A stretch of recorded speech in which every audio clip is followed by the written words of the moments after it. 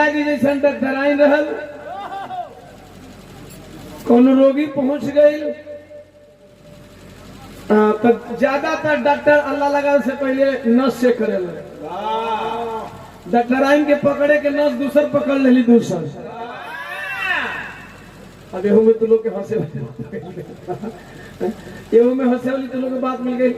सही नस पकड़ाई तो रोग मालूम हो जाए, अगर गलत नस पकड़ा गई तो रोग मालूम ना हो। ओकर रोग दूसर रहे, वो रोग दूसर बतावे। तब वह मरीजवा परेशान होकर कहता है कि न मुझे पकड़े वाला रोग दिल का बीमारी नहीं सब्जी का है। कभी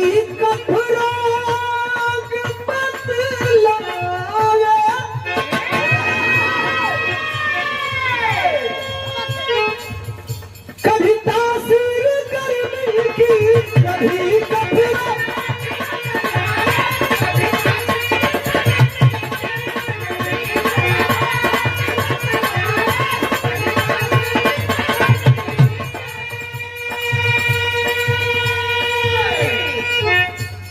जिगर का हाल तू मेरा